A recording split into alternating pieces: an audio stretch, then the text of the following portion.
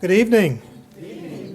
Appreciate the opportunity to tell our story. Typically, our story is told by the newspapers or the press, and sometimes it gets a little twisted.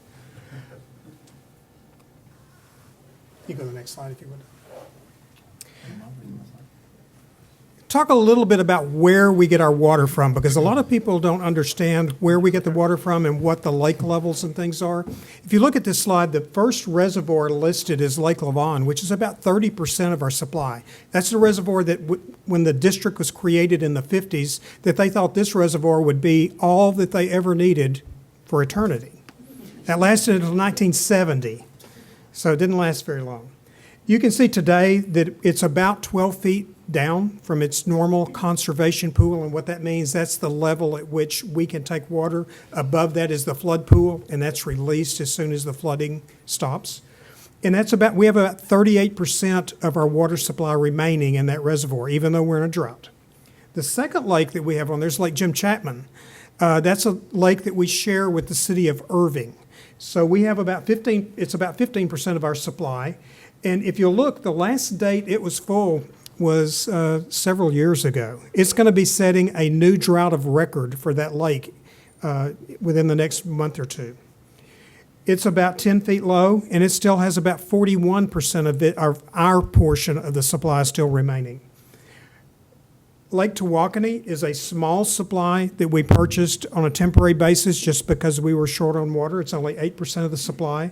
It's down 10.5 feet. That source is primarily a Dallas source. And then Lake Texoma, and we're going to spend more time on Lake Texoma. Lake Texoma is the lake that caused the problem that we're in today. We lost that lake for a 5-year period, and that was the result of an invasive species known as zebra mussels that came in by boat into the lake, and they are listed under a federal act called the Lacey Act. When that's listed, it makes it a criminal charge if you transport them across state lines. So our pump station in Lake Texoma is located in Oklahoma, portions of it, not by choice. It was moved there in 2000, not by us, but by a typo. And I'm not teasing either. Literally, there was Texas and Oklahoma had disagreed on the state line since before both were states. And U.S. Supreme Court in 1923 made a decision that said the south bank of the vegetative line was going to be the state line, not the center of the river like in most cases, but it goes back to a 1600 treaty that was signed. So they finally decided to clarify that in the 1990s. They were still disagreeing over it. So they sat down, they had a commission, and in 2000, they agreed to use a U.S. Army Corps of Engineers survey that was done before Lake Texoma was built in 1939. And Texas legislature approved it, Oklahoma legislature approved it, and U.S. Congress approved it to adjust that line and gave them 1 year to adjust it. And unfortunately, the GLO of Texas could not find the Corps survey, nor could the Corps find the survey, so they used a U.S. Geological Survey map that had indefinite boundary plotted on it. It moved the boundary about 10 feet right in the area of the pump station, and it literally moved 7 of the 8 pumps partially or wholly into Oklahoma, which invoked the Lacey Act then, which is a federal act. We kept looking for someone that would go in and push the button and start the pumps for us. We thought we can go ahead and start pumping. There's not an issue. My boss thought so too. Until I came back from the U.S. Attorney's Office and he said, I just need to know who it is that's going to push the button. We said, why? Well, the issue is it's a criminal case, and you will serve 5 years in prison and $500,000 per zebra mussel that you transport. Our pipeline you can drive a car through, so you're going to move a bunch of zebra mussels, so it's going to be a lifetime sentence or longer when you do that. So that's what caused us to build the $310 million pipeline to go around Lake Lavon and take the zebra mussel infested waters directly into the water treatment plant, never back into the environment. Even though we did that, it was still a violation of the Lacey Act. The Lacey Act simply says you can't transport an invasive species across state lines. So we had to go to Congress and get 2 bills passed, last 2 sessions, and what we found out was the Lacey Act has been in place, President McKinley signed it, 1900. It's never had an exception to it in all those years. We got the first 2 exceptions to it. And it is very hard to do. And we can thank our local congressional delegation for doing that. We were told it would never happen. So Texoma caused the problem. You can't lose. No utility in the state that I'm aware of can lose a major supply without impacting the service level that they have. When I was with Dallas, we lost Lake Tawakoni as a result of a MTBE spill, which is a additive used for gasoline. Lost it for a year. Just about crippled Dallas. But same type of thing with Texoma for us. Next slide, Don. This is a very complicated looking slide. I'll try to describe it. You'll see the years across the top. You'll see that each of those little blue dots are the months of that year, and that's plotting the elevation of Lake Lavon on the last day of the month, just to give you an idea of where the lake was during that year. The yellow boxes across the bottom are showing how much elevation drop there was in that particular year. Now, what's significant, if you look at the black line at the top that says elevation 492, that's the top of the conservation pool that I described earlier. That's where that's as high as the lake will go on a normal basis. But then when you look at stage 3, which is stage 3 of our drought plan at elevation 478, and then you look at elevation 475, which is stage 4, which means no outdoor watering, 0. And then if you look at the very bottom, elevation 470, that's the real critical line. We lose our 2 largest pump stations on Lake Lavon at elevation 470. And I'll say, well, how many do you have? We have 3. The first one is the only one that's in the deepest water, and it will only provide 10% of the water that we use at the water treatment plant. So it's imperative that we keep as much water as we can, I would say above 475. That's really when it really gets to be critical. So what the problem that we saw when I developed this slide was, you start looking at the drops we have. In 2010, there were no restrictions in place, and it was a wet year. We dropped 5 feet in elevation that year. 2011, the hottest, driest summer on record, we dropped almost 11 feet. The next year, we had conservation measures in place. We went to stage 3, which is once every week in watering. You'll notice that we still dropped 5 feet in elevation. Well, when we started looking in this past spring, we said if we lose 5 feet of elevation this year, even with stage 3 in place, we're going to be at stage 4 before the summer is out. So that's what made the decision to go to once every 2-week watering. We have since rescinded that a couple of weeks ago because fortunately we had some rainfall during the summer, and we've had great success with the conservation program from the citizens that we serve. So that's what the decision was made from, was that one chart. Next slide, Don. Stop sign, a red light. Here's the reason that we look at what happened. The first thing was what I just described with Lake Texoma. We were denied access, and when I said we were denied access, we were told by the U.S. federal government, you can't pump. We were told by the Army Corps of Engineers that holds our permit on the lake, you cannot pump until you do something that takes care of the Lacey Act implications. So that was something lost. We couldn't control it. It took 5 years to rectify that. Long-term drought, something we plan for. There's a state planning process that we are required to go through every 5 years, and it covers the drought of record. You're looking at the 7-year period for our area, which is 1950 through 57. There's some of you here that probably remember that. It was very, very dry, driest period since 1898 when records started being kept. So we've got that in the plan. We've got enough strategies to cover that. The last one is a lot of concerns about regional growth. We also have growth projections in there to cover this massive growth that we're having in our service area. And you'll say, how much growth is that? A lot of people don't believe our growth projections, and our growth projections are based and handed to us by the state of Texas. They get it from the state demographer, which goes to the Water Development Board, who reviews it. We are provided those numbers. In our service area, we can move the population from city to city. We can't change the bottom line number. And I will tell you where you test that is during the census. And at the last census, they did a very good job. We were within 1/10 of 1% of what they had projected. So it's very, very good statistically. So we've got growth included, and no, we don't have the regulatory, the legislative authority. We don't have the contractual authority to limit growth. That's not part of what we do. We're here to build enough supply to take care of droughts and growth. Don, next slide, please. And talk a little bit about conservation and the programs we have there. And I'll try not to steal Clint's thunder. Next slide, Don. This is our member cities, and this is how we gauge how well they're doing. We've had a 10% reduction goal in place for the last couple of years. And that's 10% from when we were last in any stage of drought, which was fiscal year 10-11. And you can see that every one of our cities are currently meeting or exceeding that 10% reduction goal. Earlier in the year, there was about 5 that weren't meeting it. We've talked to them, they got on board, everyone is meeting it. Some of the larger cities are as high as 26% better than they did in 2010. Now that is huge because some of those cities are still growing and still able to achieve that. Down on the chart is better, but you can see it's been very effective. We also have about 40 customers that are not member cities, do not have board representation. They have done equally as well. So overall, the overall reduction is over 20%, not 10. Next slide, Don. So what are the initiatives that we're looking at? We're looking at, from a conservation thing, what impacts are the rates having on budgets? I know Don will come up here and hit me if I say too much about this, and the city councilman. Every city we deal with has that same issue.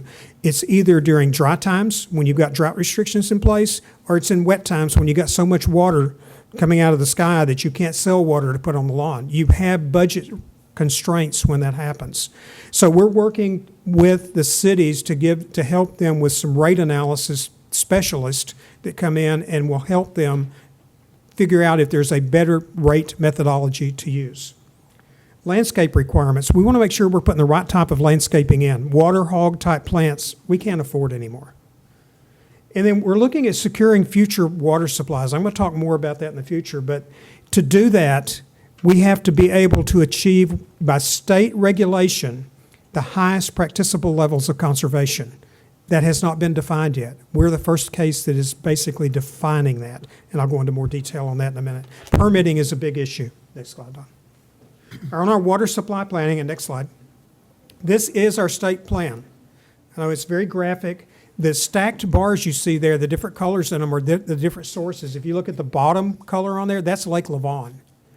And you can see it's been in place. This starts at 2014 and goes through 2040, if I remember right. And we actually planned for 50 years. I just didn't put the entire piece on there. The black line at the top is the demand projections. That's how much water we need. But the way those demand projections are calculated is based on the population growth. And then the line that is the black dotted line, that is how much water supply we expect to have on hand using our current supplies. So our goal is to make sure that we always have enough strategies, enough new reservoirs, enough new sources coming online so that we never get under the top black line.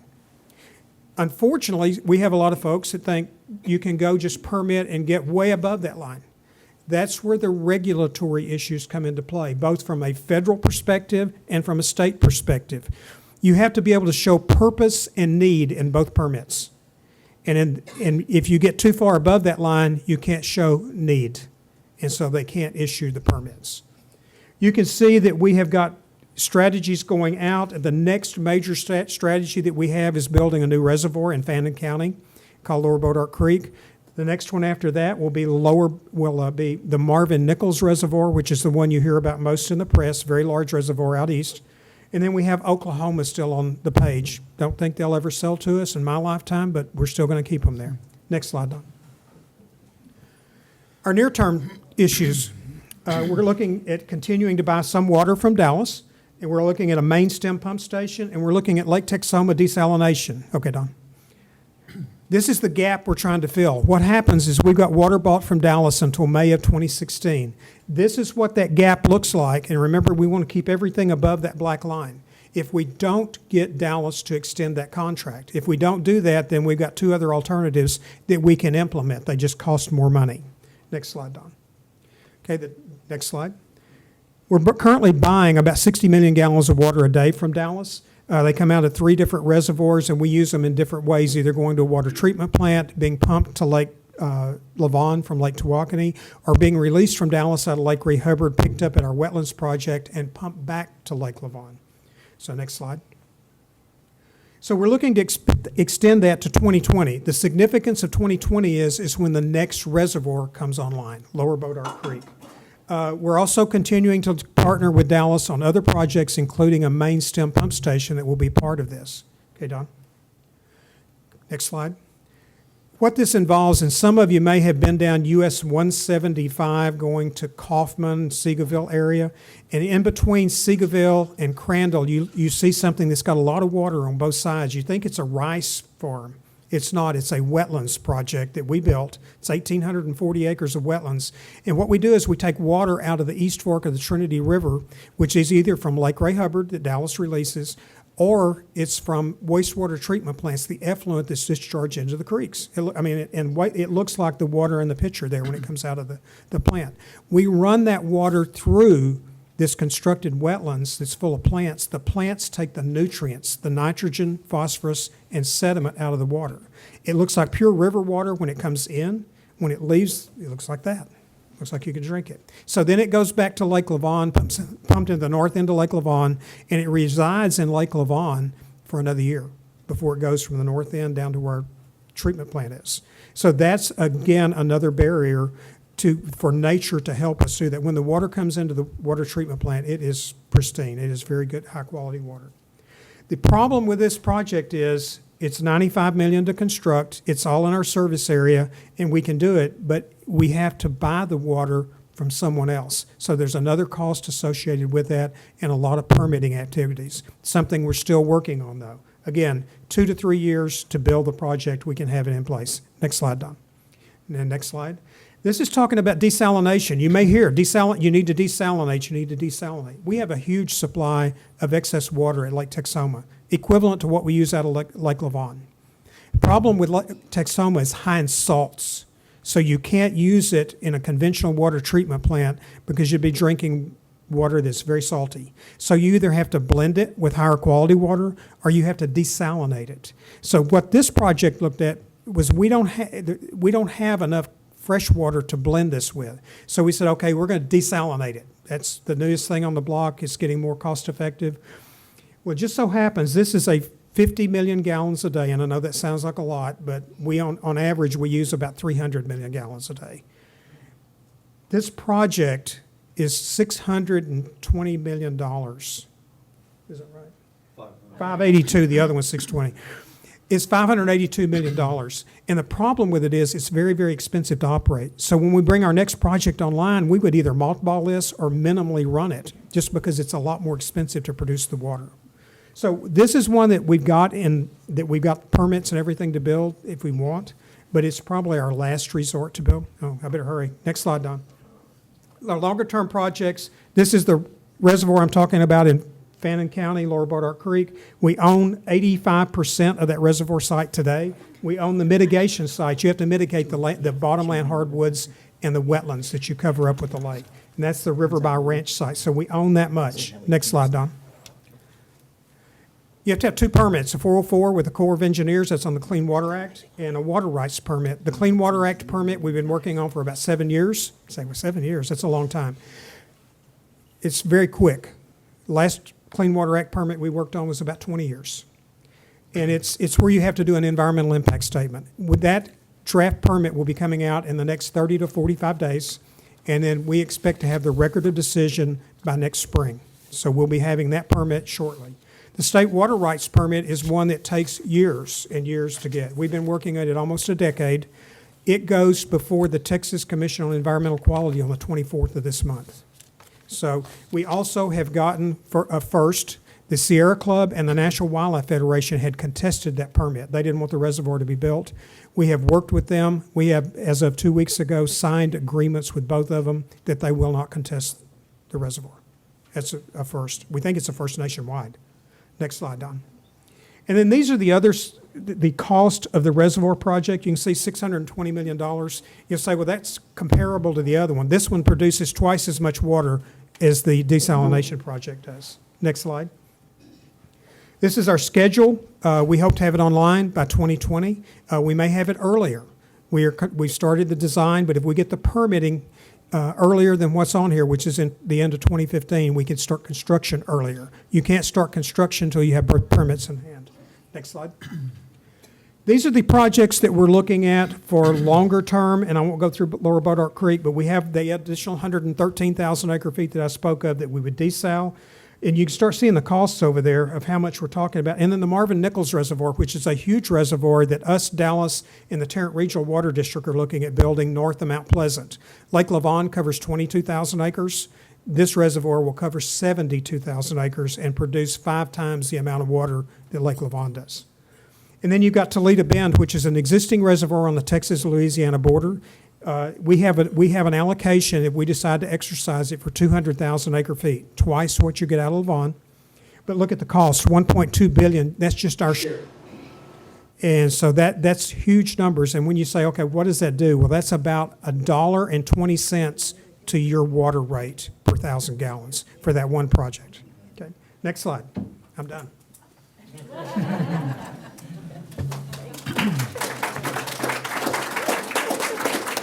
She said I was on time. She said you were on time. Yeah, she's rough, too. Thank you so much. And see, we put everybody to work. You ask the panelists to come, and they have to do the technical work. Okay, next we have Clint Wolf. You ready? I'm ready. John, will need be to, shortly. do you need to put me to work over here? John, do you need some He has a help? pointer now. I think I can.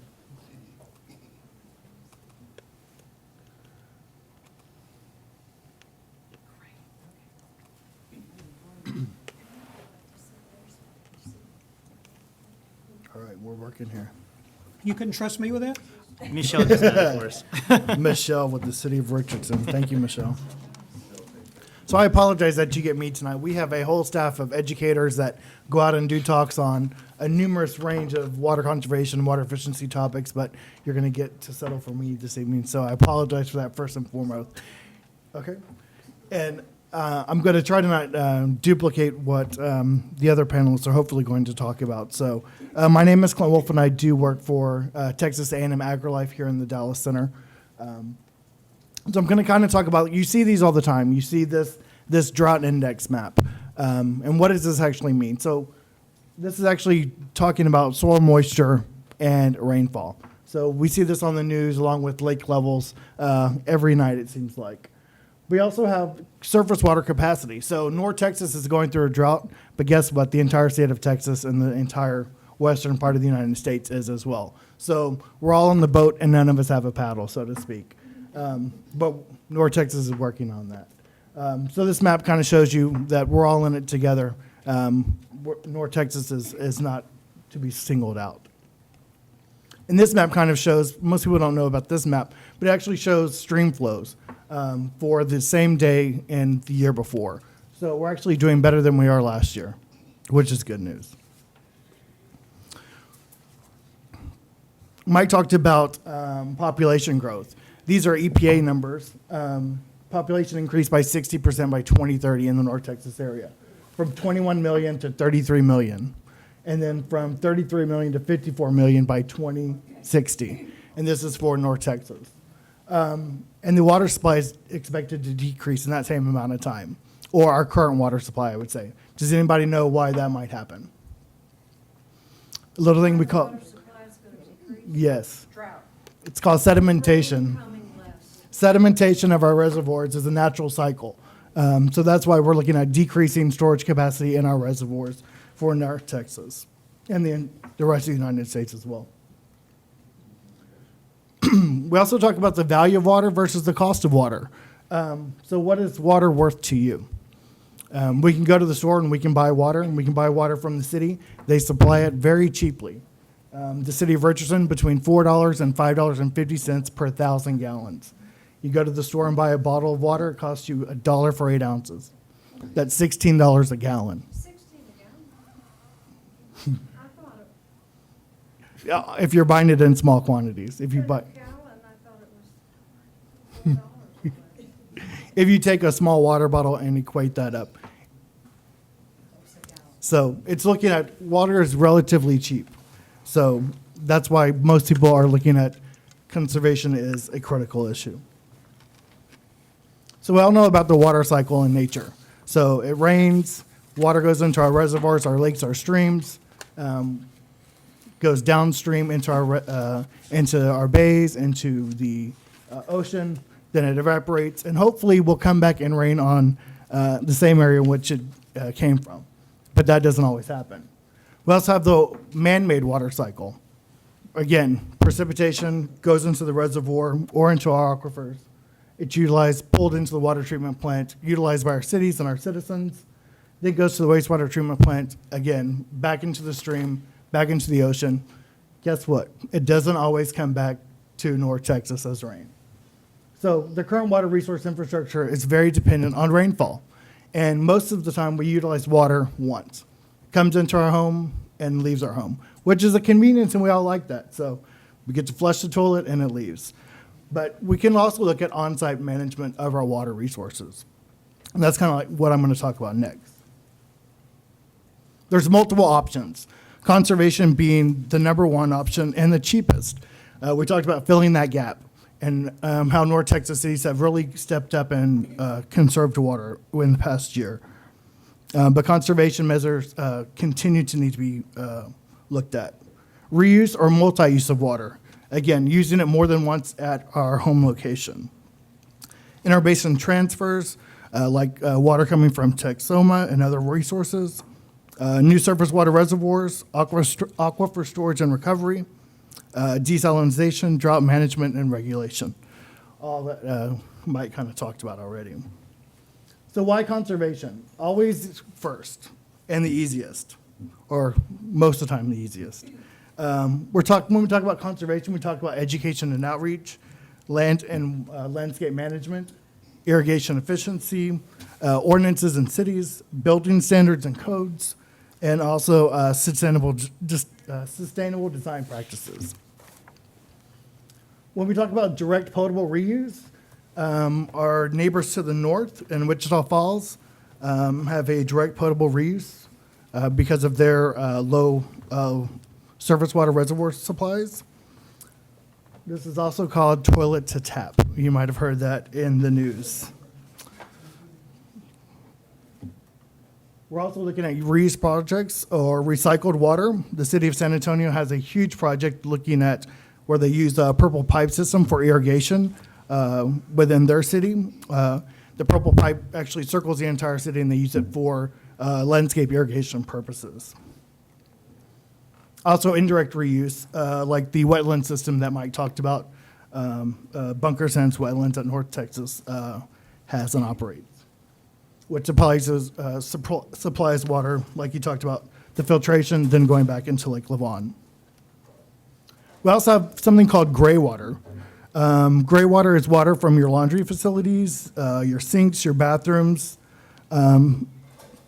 that can be utilized for your landscape. So when I talked about reusing water twice, we think this is something that's going to be big in the future, where the homes can actually utilize gray water systems within their home landscapes or within their homes to irrigate and use for landscape irrigation purposes.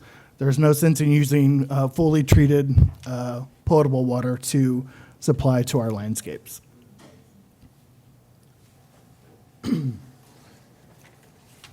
This is kind of a schematic talking about in the urban environment. Water falls onto our rooftops, and most of it hits our paved surfaces, runs off into the streams.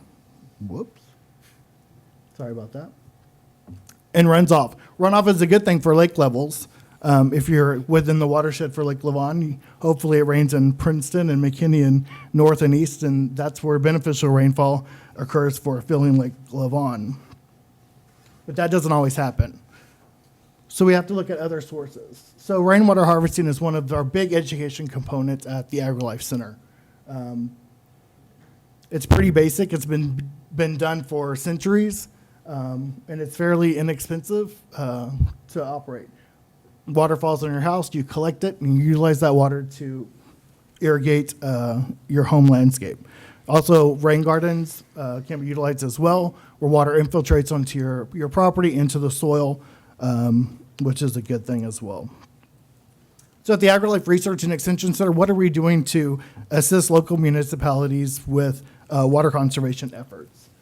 We have a huge program looking at evaluating best management practices for landscapes, for landscape water conservation, water efficiency, plant selection and design, irrigation efficiency, soil health, rainwater harvesting, the development of rain gardens. We have a huge turf grass breeding program at our facility, ornamental plant breeding as well, low impact development studies, and product technology testing. So landscape water conservation. This is the picture of our WaterSense labeled home. It was completed in 2013 in partnership with Dallas Water Utilities and EPA Region 6. It is a landscape that is almost entirely, about 90% run and utilized rainwater for the 6,500 acre landscape, which demonstrates native and adaptive plant material. The grass at the house in the facility was developed at Texas A&M in Dallas. It is a Palisade zoysia grass, which is about 50% more water conservative than the best grass we have. We've also just developed a new St. Augustine grass, which will be released. It's actually in the licensing phase right now. It doesn't even have a name yet, but it is 50% more water conservative than Floritem, which is the state of Texas code standard for drought tolerance. So we also developed a cold season grass, bluegrass, which is a cross between a Kentucky bluegrass and a native Texas bluegrass, which is a cold season grass.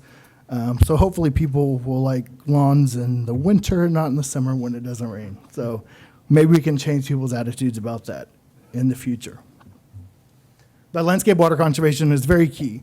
We might have mentioned this before, but 50% or half of the water used in the summer goes to outdoor watering for our plant material. For swimming pools, it's a very small amount goes towards swimming pools if they're already constructed or new pools. Irrigation efficiency is also one of the key things. We've all driven down the street and it's raining and irrigation systems are going off, or we drive down the street and it's pouring down the road and we call Michelle and tell her that somebody needs to get a violation. Or whatever city you live in. But irrigation efficiency, we do a lot of educational programs dealing with irrigation efficiency. The use of new technology, we do a lot of product testing on irrigation technology, drip irrigation, multi-stream rotors. We also do a lot of training for irrigation professionals so whenever you hire a licensed irrigator, you're getting someone that's trained in the latest, greatest technologies. Like I said, rainwater harvesting also is one of our largest educational programs. We're all about becoming sustainable and utilizing the water that falls on your property should stay on your property. So utilizing rainwater harvesting is a key aspect of that. A 2,000 square foot house can collect 1,200 gallons of rainfall in a 1-inch rain. So that's not an insignificant amount. If you tailor that with, or partner that with low water use plants and efficient irrigation, that 1,200 gallons can go an extremely long way. Especially when you consider a typical irrigation system with a typical lawn in North Texas uses about 2,500 gallons per irrigation. So native and adaptive plants. Like Mike said, we can't have our water hogs of yesteryear. We have to look at using new plant material and a spectrum of plant material that's available. Usually you could go to a nursery and they always have the same 5 plants, but they're getting much better at supplying native and adaptive plants for our region, even the larger big box stores as well.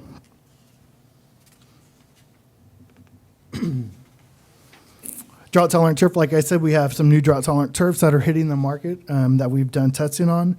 We have about 1,200 turf grass varieties that we test at any given time. We have a collaboration with 5 other universities all around the nation looking at developing drought tolerant turf grasses. Again, this is our WaterSense demonstration project. This is actually our multifamily demonstration project. It is the first WaterSense labeled multifamily demonstration in the United States. And we also have the first water sense labeled home in North Texas. The water sense labeled program is part of EPA. You've probably all heard of Energy Star. Water sense is the water component of of Energy Star. It's a sister program. But a water sense labeled house is 20% more efficient than a standardly built home. So we need to work with developers and builders in our cities to look at passing codes to get water sense labeled homes built in North Texas. Actually, the home at our facility is about 50% more efficient because of the plant material selection, the rainwater harvesting aspect, and the irrigation system that we employ. This is actually open every day of the week. You can come out into our facility, and it's we're located, I think it's at the back. We're located just right down the road on Coit and Campbell, just north of Campbell. We actually intersect with McCallum. Yes, ma'am. So we all need to do our parts to conserve, because we don't want to use a water bottle in the future to water our lawn.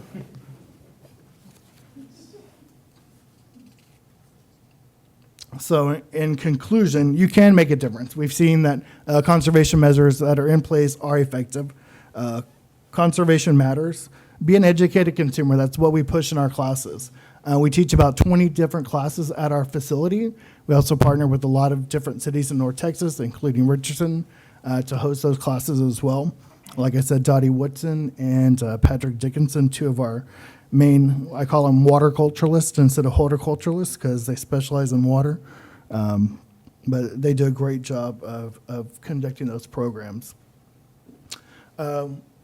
Irrigation systems being one of the, get a bad name, but I never had a lawn that turned on an irrigation system. Mostly people do that. So educating people on how to properly operate their irrigation system is one of the key things we focused on this year. So be an educated consumer when it comes to your irrigation system, who select to do your landscaping and all of those activities, and make every drop count. And we always say make every drop count twice, so last long. So that's it. We do have a website, dallas.tamu.edu. We have a whole bunch of educational material on our website, ranging from irrigation to plant selection to design to you name it. We also have a Facebook page that we post videos and comments and tips on. So if you're on Facebook, you can follow us there as well. That's all I have.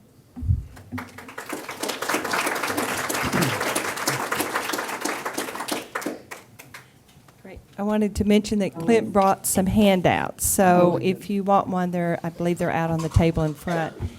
Now, Don, how are we going to have you up here, and we'll lose our tech person?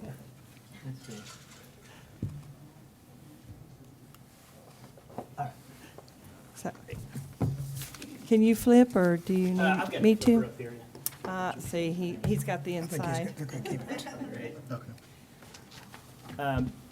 Good evening. Let me first just thank the League of Women Voters on behalf of our city council and our city management team and Real for hosting this event tonight. And thanks to all of you for coming out.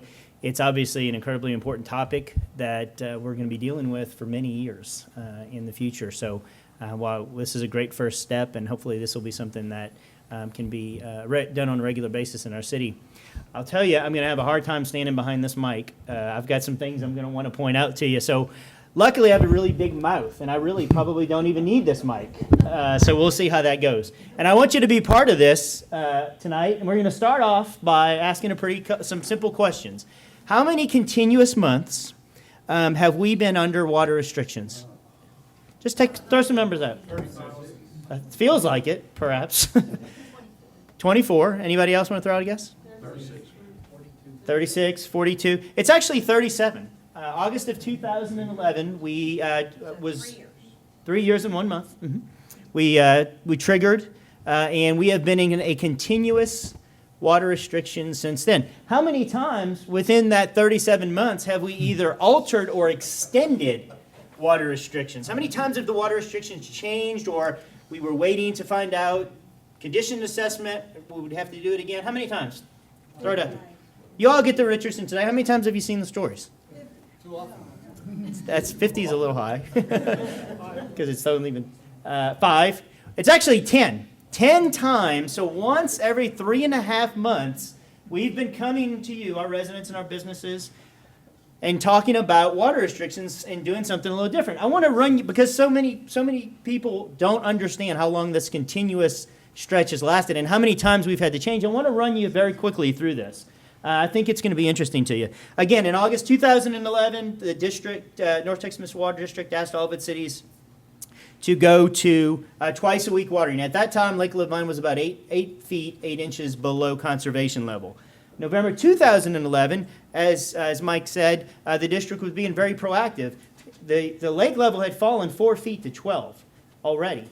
They said, you know what, if we don't do something this winter, we're going to find ourselves in a very bad position in the spring. We went to twice a month. It's interesting to note that for most North Texas Municipal Water District cities, twice a month was not in their ordinances. This was why we had to go to a modified stage 3, and we had to do it via an administrative order. This was brand new for the district. Never before had we gone to twice a month and asked to do that. April of 2012, we went back to once a week. Can anybody guess why? Do you remember that? It was amazing, right? The lake, get this, from November to April, the lake increased 13 feet.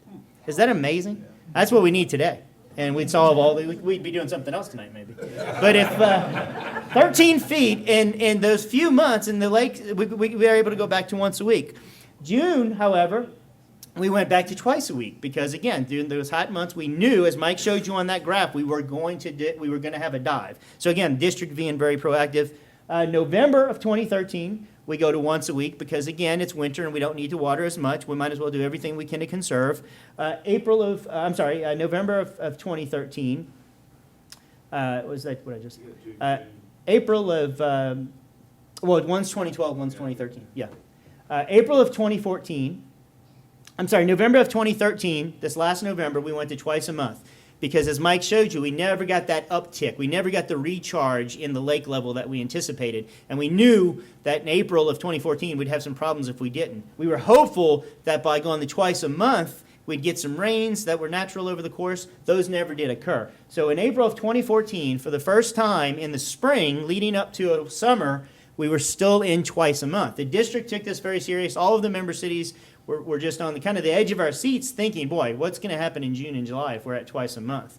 Well, the district looked at this on a month-by-month basis for a while. June, we extended it to May. May, their board meeting, they extended it to June and said, you know what, this is such a dire situation that we're going to have to remain here essentially through October 31st or until further notice.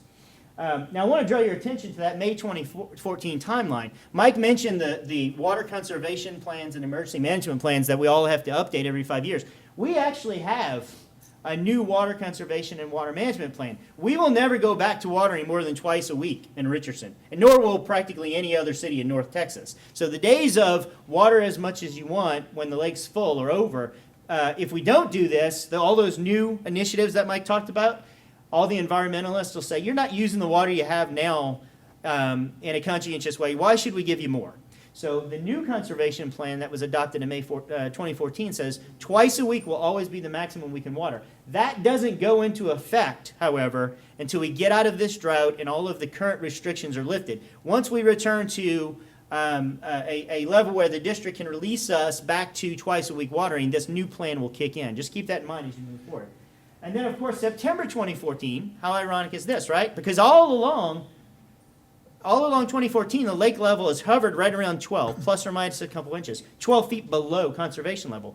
September of 2014, however, we go back to once a week. And I'm going to talk about why that is a little bit later. That's a very interesting story. But I wanted to share this with you because my presentation tonight, I don't have any maps of weather. I don't talk about El Nino and anything like that. What I'm going to tell you is what impact this has on city operations. What does that mean to us every time one of those things changes? What does that mean to us? How we communicate with you, how we enforce it, how we maintain your assets in the city, how do we deal with water production and water quality? Those are the things I'm going to talk about. First of all, our biggest challenge every time one of those things occur is raising awareness. One of the things that the primary tools we use are a postcard and the water bill insert. And the reason is if you pay us anything for water at any time, you're going to get one of these. We can't say that about any of those others. So these are the primary tools. I want you to think about this, though. 10 times in 3 years, there are 40+ thousand of these that we mail out. There's 40+ thousand of this that we print and mail. There's 40+ thousand of those that we print and put in an envelope. That has an impact financially on what we're doing. That has an impact on operations. Every time we have to do that, somebody is printing those, somebody is stuffing those, somebody is delivering those. It's very impactful. These are the other communication tools that we use. Richardson today is a great tool if you're a resident. But we don't hit businesses. We don't hit our institutional partners. We don't hit our apartment complexes. We don't hit any of those things with Richardson today. So it's a great tool for residents. And you see this whole July edition was devoted to this issue, but it doesn't hit a lot. All these other things you've seen, our websites, the banners, the signs, all those things are strategies that we use. This is our number one tool, because if we don't do this well, it's not fair or reasonable to enforce this. If we don't do our job here, we can't hold people accountable. We can't expect them to do the right thing if we don't do a good job of education. Enforcement is the next biggest challenge for us every time we change. Get this. Since August of 2011, we've received nearly 5,500 resident complaints about what somebody just mentioned about illegal watering. That's everything from watering on the wrong day, watering in the middle of the day, a sprinkler head that's busted, and then water's just watering down the street. It could be all those things. 5,500. We've sent 8,500 notices of violations. And I didn't even put the citations because those are too negative. But we issue citations, and we go to court when people just don't get it and they just won't do the right thing, and they get fined. We had to hire a team of part-time inspectors to do this because we run this out of our code enforcement division, but our code enforcement officers have their jobs too. They're doing the rental registration programs, the apartment inspection programs, they're doing the neighborhood programs. That's an awful lot of work to assume with the current staff. So this is another cost. We'll talk about cost a little bit later. But the other reasons are it requires an immediate response. Does anybody, if you ever cheated, have you ever cheated in the middle of the day? No. When do you cheat? You cheat at midnight. You cheat at 1 a.m. You cheat at 2 a.m. So we have people working those hours now. That's the reality. I know you're appalled by this, I can tell. But it's true. That's when people are watering illegally. And that's when we have to have people out there to respond, because that's when we get the complaints, and that's when we're going to do the most good. So our normal, Michelle was mentioned earlier. Michelle, raise your hand. Michelle has granted in 3 years 4,200 variances to people. Now, what is a variance? A variance could be that I am a homeowner, I don't have an automatic irrigation system, I'm going out of town for 2 weeks, and I really want to water before I leave. And that's reasonable, right? It could be a church who doesn't want to water on Sundays, even though they're an odd address, because they don't want everybody to come in wet. It could be a school that has a football game, and they have to water on a different day than what they're authorized because they have the football game. It could be an institutional partner like UT Dallas, who's just too big to water in one day. We can't ask UT Dallas to do that. We could, but guess what? Canyon Creek, Greenwood Hills, J.J. Pierce, Northridge, you're going to go to turn on your shower, and you're going to go, uh-oh, the pressure's not just about right here. It's not going to have that big of an impact, but it's an important thing to make sure that we don't overload the system, and I'm going to talk about that in a second. New development, they require variances. As we have these great businesses, State Farms and Raytheons and others that are constructing and opening up businesses, they have to have a minimum level of landscaping, and we have to let them water that, and we have to let that establish. I'll tell you, no one's going full blown on their landscaping, but there is a minimum level that's reasonable when you are bringing in 12,000 employees to work in our city. They have to have a storefront look to it. I mean, they have to have some finish out. They don't have to have all their trees in, but we have to allow and work with them on something.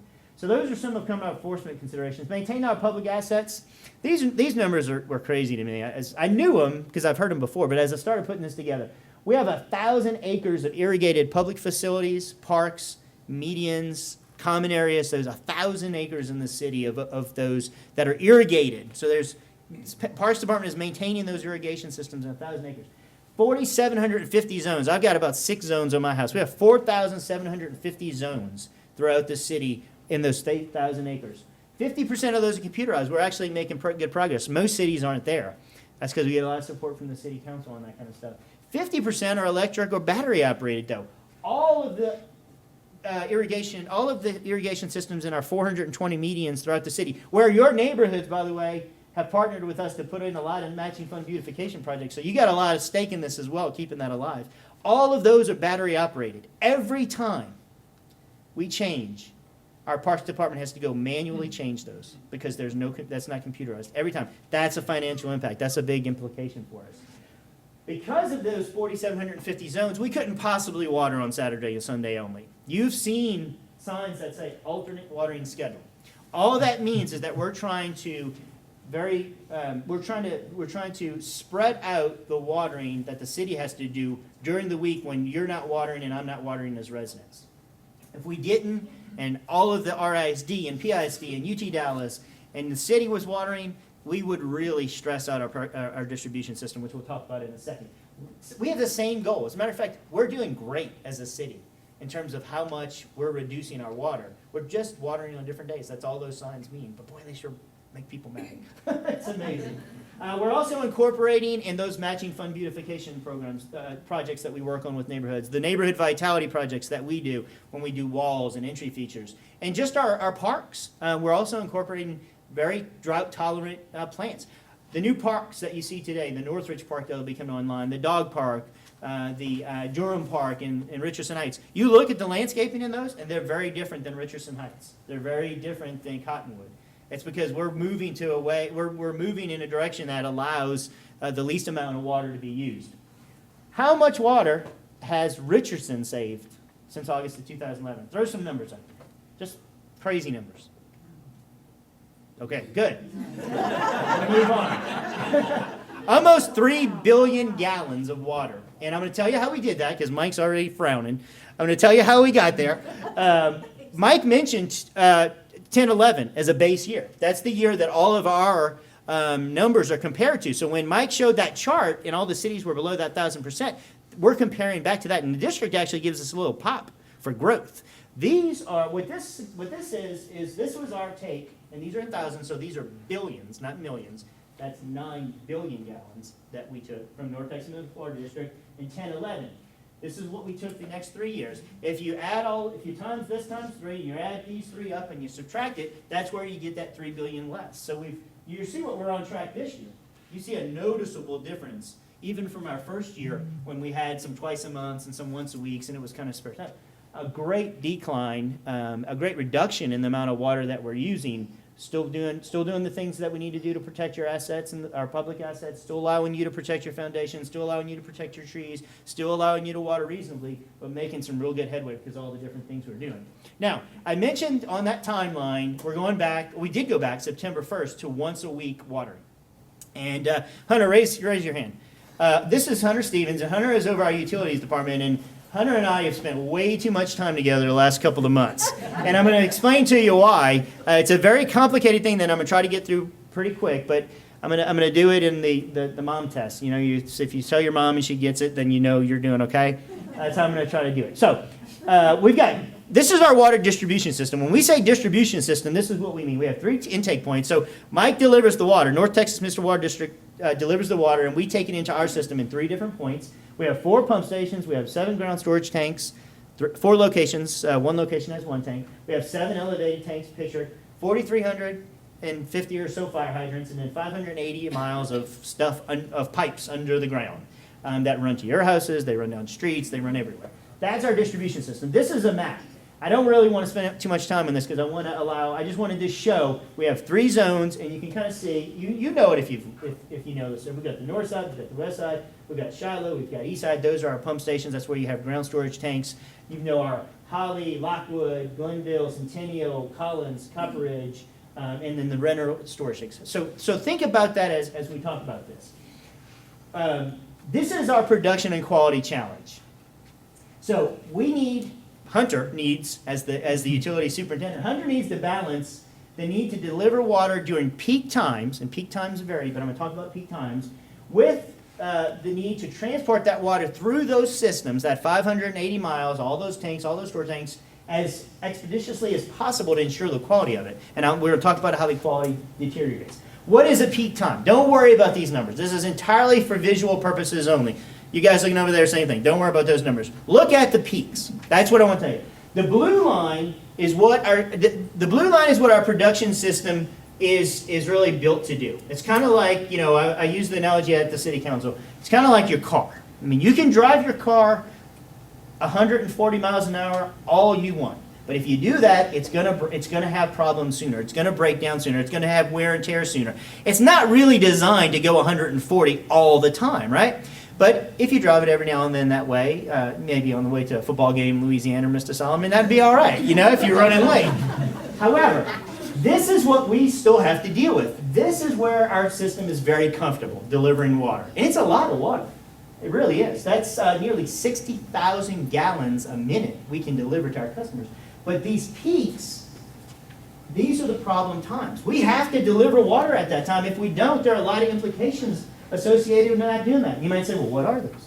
The implications are water pressure. If the demand is that high, and we don't have water in the tanks and in the storage tanks, and we don't have water ready to deliver to you, then you're going to feel it. You're going to feel it in water pressure. As I mentioned, just like your car, if you're running up there in that zone where you're at peak levels all the time and you're not prepared for it, you're going to stress out the pumps. You're gonna stress out your distribution system, and you're gonna have more equipment failure. And then just something as practical as firefighting needs. You don't want to have a lot of real low tanks if there's a fire. I promise you.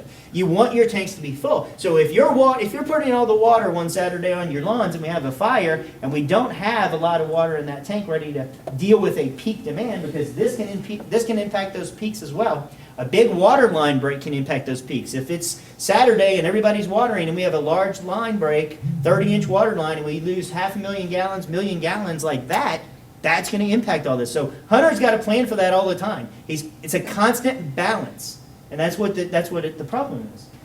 But what happens when you're planning for that peak?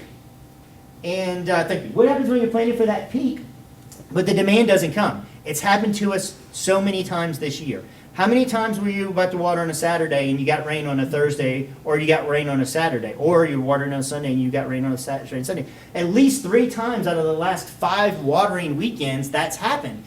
The net result, we had water remain in the tanks and in our lines too long. Every city in North Texas did it. We were at a meeting with Mike a couple of weeks ago, and every city, 13 member cities, we all had the same problem. That problem is chloramine residuals. Those chlorine residuals. You have to have a certain amount of chlorine to deliver the water to you. When it sits in the tanks and it sits in the lines too long, because we were preparing for a peak demand and it didn't come because of something like raining on a Saturday, raining on a Sunday, that water sits there and the chlorine, just like in your pool, burns off. When the temperatures go up, the chlorine starts to burn. It starts to burn. And then before you know it, we don't have enough chlorine, and there's a potential for bacteria. And by law, we have to test it. And when we test it and we find a problem, we can't deliver it to you. And what do we have to do?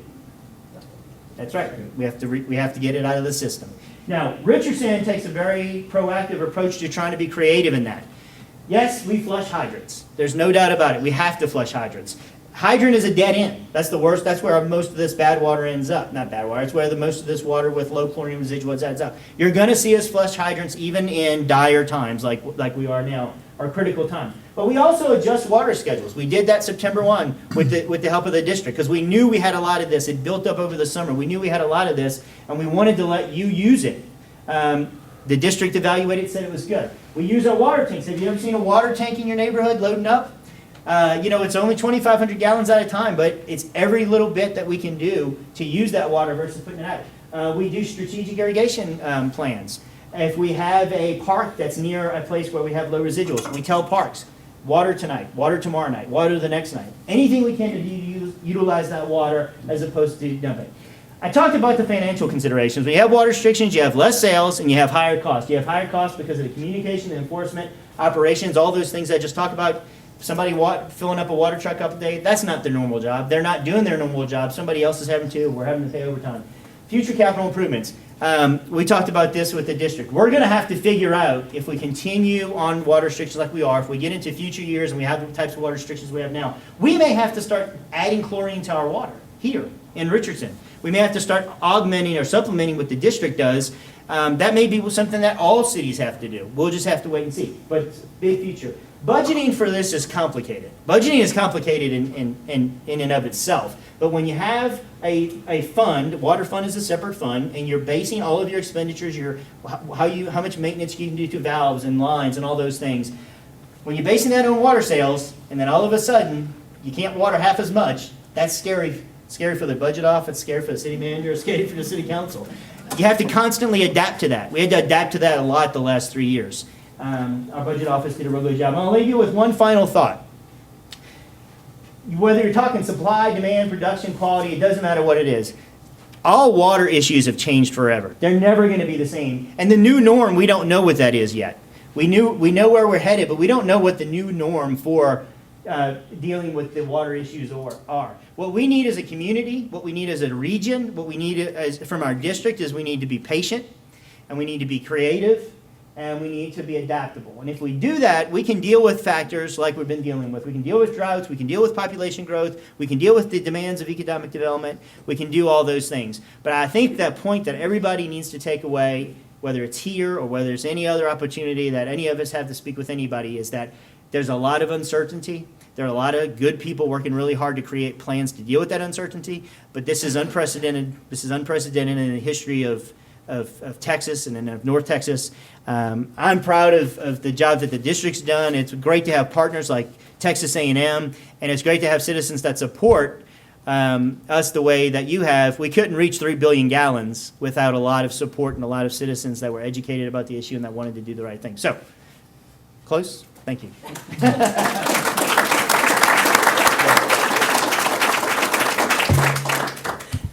Thank you so much. Your presentations were absolutely wonderful. Okay, for the next few minutes, we will have questions provided by the audience. All questions must be on cards provided. Where's our card? Diana's back there with her cards. Please put one question on a card and write legibly. The tellers have, Diana's going to be our teller today, or this evening, and she has the blank cards, and we'll bring you one if you'll raise your hand. Questions submitted by email prior to tonight have been transcribed to cards that we are currently using.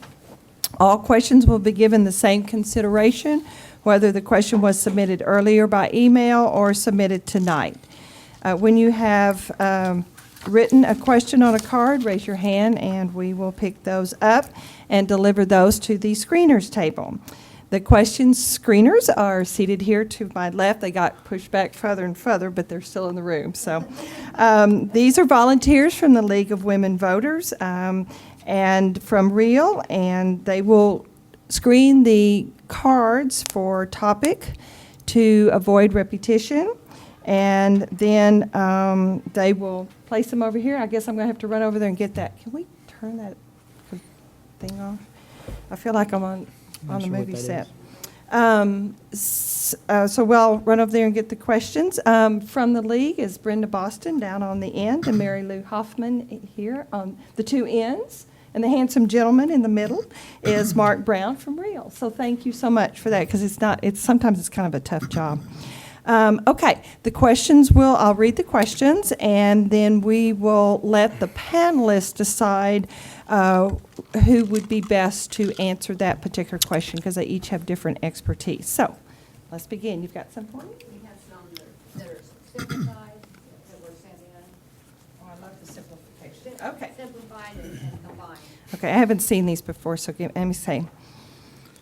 Okay. I guess Mike's going to get them.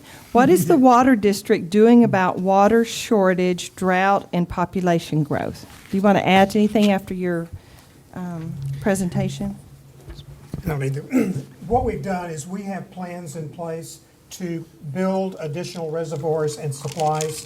Once we get the rainfall back where Lavon refills or close to refill, we'll be back to normal. Lavon would have been 6 feet higher had Lake Texoma been online the entire 5 years, which means we would have been in the same drought stage as Dallas, Fort Worth, and the others. Simply losing that one supply for 5 years is what's put us behind the curve. So we have the plan in place. It's updated every 5 years. We've got that plan in motion, ready to implement as soon as we get the permits. The next supply will be online in 2020. That will buy us 15 to 20 years worth of supply, even at the growth rate we have today. Okay, thank you. Can I ask the speakers to please stay seated and speak into the microphone so the audio visual picks it up as well? Thank you. Okay, yes, we will try. Okay, well, Mike, I think you're up online again. Can the water district quit building more reservoirs? If you like stage 4, yes. Okay. We have actually looked at that, and there's conservation built into all of the plans. The state requires you to have conservation built in. And a lot of folks are against reservoirs, but in our part of the world, if you don't have reservoirs, you don't have supply because we don't have groundwater like, for instance, San Antonio has. There are no natural lakes in Texas other than Caddo Lake. Every other lake is one that was constructed by man. So no, I think to meet the population growth, which in our service area, we currently serve 1.6 million people. 50 years from now, we're projected to be 3.8 million people. So you're not going to do that by not building some reservoirs. Although we have everything in our toolbox. We don't just focus on reservoirs. Conservation is a big part of it. Reuse is a big part of it. Acquiring water that others are not using at this point is a big part of it. So we look at all the tools. Okay, thank you. Okay, this is question number 3. Why is it that industrial operations like hydraulic fracking are taking large amounts of water from area lakes without anyone keeping track of how much? Shouldn't these operations be limited during the times of drought? Hydraulic fracking, a lot of the water that they use is not treated water, definitely not treated water. They use water out of stock tanks. They use water very seldom out of reservoirs. The typical well in the North Texas area, which in our area, we don't have any fracking in our service area. It's typically in the Fort Worth and West area. But a typical well takes 1 million gallons of water. Now, that sounds like a lot of water, but I was in a meeting earlier this week where they are looking at fracking using a petroleum product, actually rocket fuel, to use instead of water. But the real issue with fracking is what you do with the water after it's pumped down in the hole. So you have to take half of it comes back out and disposing of that. That's the real issue with fracking, not the quantity of water that is being used. Okay, Clint, do you have any, you or Don want to make any comment to that? Nope. Okay. We're good. Moving along. Okay, question number 4. Boy, you were just really on the hot seat tonight. Okay, please explain the problem of zebra mussels. I don't know that I can explain that, other than it cost us $310 million to solve the little. A zebra mussel is nothing but a freshwater mussel that's about the size of your small fingernail. It is native to Russia. It was brought across to the U.S. into the Great Lakes in the late 80s through ballast water in freighters. They should change their water at sea, so they put seawater in. Freshwater mussel couldn't live. There was a single ship that came across that didn't do that. When they released their ballast water into the Great Lakes, they released the zebra mussels in it. The zebra mussels have since, either by way of going downriver, have come all the way down the Mississippi, but more prominently, they have been moved by trailered boats. And for instance, in Texoma, there's no waterway above it that has zebra mussels in it. But there's nothing natural that controls them. Catfish eat them, but when the catfish eat them, they lose weight. The catfish do. So there's not a natural predator for them, and they're very prolific. They filter out the water. They're a very good filter, but it changes the fishery in the lake. So they're a detriment to lakes. They're horrible. In some lakes that they have dewatered, the zebra mussels will stack on top of themselves, and they'll be as deep as 3 feet thick. So they're very prolific. Okay, thank you. I've got to kind of have 2 questions about the non-potable water for irrigation. One question wants to know how expensive to retrofit, and the other says, does the city or the North Texas Water District provide rain barrels for home use? Do you want to take the first one? I'll take it. Yeah. That's okay, you got to get caught at least once. I don't think any of the cities currently have permits for gray water reuse on properties in North Texas. And I'm not sure actually what the cost for a gray water reuse system would be. Typically for a rainwater catchment system, we're looking at, for a smaller system, you're looking at anywhere from $3 to $4 per gallon of storage for a cost. A purple pipe system like San Antonio has, it does small type irrigation systems, like their pipelines are 6 to 8 inches, typical to what your distribution system size is. So what happens is you're replicating your distribution system in every street. It's very, very expensive to retrofit. A typical water main, a 6 or an 8 inch water main, is about $100 per linear foot to install. So it gets very, very costly to do that.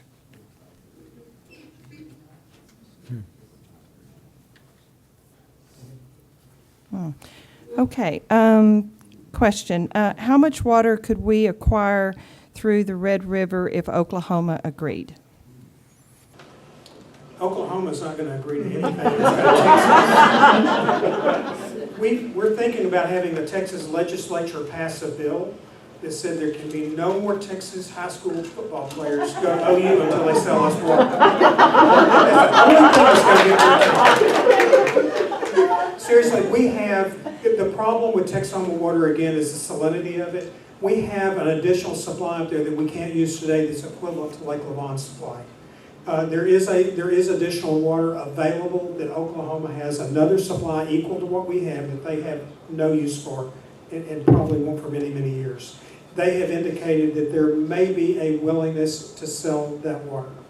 But at this point, we wouldn't be willing to buy that water simply because it's so expensive to treat it using the desalination process.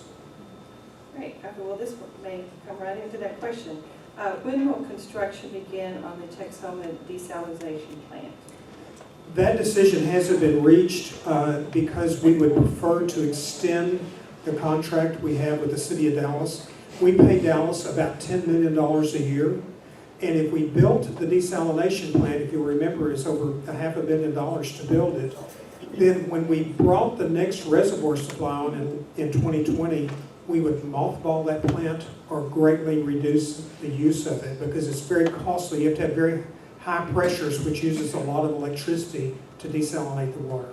So what we're trying to do is look at the least cost alternative, which is first the Dallas contract extension, second would be the main stem pump station, and lastly would be the desalination plant. That's our belt and suspenders, that's our lifeline. If we have to build it, we will. It's going to have a huge impact on the water rates we charge to the cities. Okay. Question. The once-a-week watering schedule currently in effect through October 31st of 2014 is a temporary solution at best to making sure chlorine levels in our drinking water meet state standards during the drought in a hot summer months. What is a more permanent solution? Great. That's a good question. We are already looking at additional measures. We have a number of opportunities in the coming year, beginning with the Renner Tower within about 60 days, to do rehabilitation projects and/or cleaning projects. And what we're doing is we're looking at options when we do those projects to add additional equipment. For instance, one very effective way of keeping the water fresh, even when the temperatures are high, are having a mixer in it. So keeping the water moving as opposed to just allowing it to sit there and allowing that oldest water always to rise as new water is pumped up from beneath it. So that's an option. We're also looking at, we'll be looking at over the winter in advance of next summer, the ability to add, as I mentioned, chlorine locally at each of either our pump stations, at our ground storage tanks, or at our towers themselves. And so we'll be evaluating all of those things. We make that, it is a high priority for us to figure out how next year to reduce the possibility of having to, flush and do away with as little water as we possibly can. And Don, I'll add something to that. Just today, the district has decided that we're going to hire a consultant that is an expert in water treatment process, and we're going to look at what it's going to take to rechlorinate the entire system, not just the individual delivery points that each city would do. Wow. Since it's a issue that every city is dealing with, and we're the water treatment experts, then it's probably best for us to look at that and make some decisions on how that would be handled. Yeah, that's great news. Great. Thank you. Okay, the 2006 and 2011 Regency water plans for the Texas Water District Board recommends that the Marvin, Nichols Reservoir and the lower Is that? Lower Bodart. Okay. Creek Reservoir as major water strategies for Region C. When are these reservoirs scheduled to be operational? Lower Bodart Creek is scheduled currently to be in operation by 2020. As I said earlier, we currently own most of the land. We're permitting it. We actually have the dam under design. So all of that is in place for it to be online. The actual construction should be starting in 2016. The Marvin Nichols Reservoir is currently being studied by the three partners that are involved, us, Dallas Tarrant Regional Water District. That is a long permitting process. It's probably going to take 20 plus years to permit that reservoir. Fortunately, it's not going to be needed until about 2040. So it'll take about 5 years to construct it. So we've got a number of years to get it permitted and then to construct it and get it online. All right, I got one last question, which is off of this one, is why was the process of bringing more reservoirs online not started sooner to accommodate the predicted population growth? There's a rule in federal regulation and state regulation in both the state water rights permit and the federal 404 permit that you have to be able to show purpose and need. And if you can't show purpose and need, they cannot give you a 404 permit under the Clean Water Act, and the state cannot give you a state water rights permit. So where used to you could go in and buy or build a number of reservoirs in advance, you're not allowed to do that anymore. And it's simply one of the reasons is in the drought of the 50s, you look at, and I'm not picking on Dallas, but you look at what Dallas did. They had about a 30-day supply left when it started raining in 1957. And after that, Mayor Royal Thornton came forward and said, we're not going to let that happen again. He picked a blue ribbon committee. They went out and purchased every reservoir and permitted every reservoir they could get their hands on. So literally the reservoirs around the Dallas area, most of them, Dallas has the water rights in. And that's why you don't want one entity holding all the water and then not being able to use it where others may need it. So it's a very complicated process because what that term water rights means, when that's issued by the state, that's a perpetual water right. You can't undo it. Great. Thank you so much. Let's thank these panelists again. Okay. All right. This concludes our question and answer portion of the evening, and we'll ask our real president, Ed Curran, to come and close the meeting.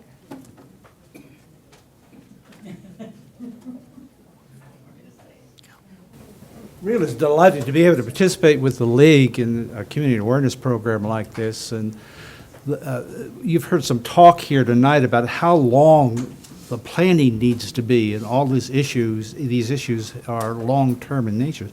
There's been a lot of work done already on community awareness. The League in particular has been a great advocate for all sorts of environmental and improvements, conservation issues. Let me give you some perspective. In 1973, the League of Women Voters, the AAUW, the Richardson JCs, the First Presbyterian Church, held some public meetings with respect to environmental issues, mainly recycling. REAL was an outgrowth of those public meetings, and in April of 1973 began operating recycling centers in Richardson, and did that for 20 years until the city of Richardson incorporated recycling in its solid waste program. In addition to the League and REAL doing community awareness programs, the city in particular has come a long way down the road. We are fortunate to live in Richardson because over the years, they have managed to broaden the activities that the city of Richardson is undertaking in all of the environmental issues, not just water, but recycling and other issues and air quality issues, and the city should be complimented for that. But community education and outreach is an ongoing and very difficult process. And most people don't get into it until all of a sudden it starts impacting their pocketbook one way or the other. And more of us will get more involved with water conservation as our water rates go up, as the costs get passed down to the cities. All of a sudden, gee, why aren't we doing something about water conservation? And so this sort of program and your attendance here and the quality of the presentations that we've had tonight is an ongoing process to make us all aware that we have a great responsibility to protect and try to enhance and improve the environment we all share. It's a difficult issue. It's an extremely difficult issue. And until enlightened folks, we'll assume we all are enlightened because we're here today, take on some personal initiative to say, okay, I'm going to do this in my family, or I'm going to work with my friends, or I'm going to work somewhere in the effort to try to improve this, and realize that it's a long-term thing. It's not going to be easy. We all have busy lives. We all have things to do other than to how am I going to solve the environmental problem. Fortunately, both from the city staff and from the city council, from the district's point of view, from agri-life and state organizations, we have quality people who are working on this issue. And the league in particular, I think, should be complimented for not just in Richardson, but generally for its advocacy in all areas, but in particular with respect to the environment. So thank you for coming. Thank you again, panelists. This presentation can be seen, if you want to do it, at the website is, again, LWV-Richardson.org. Thank you again for coming.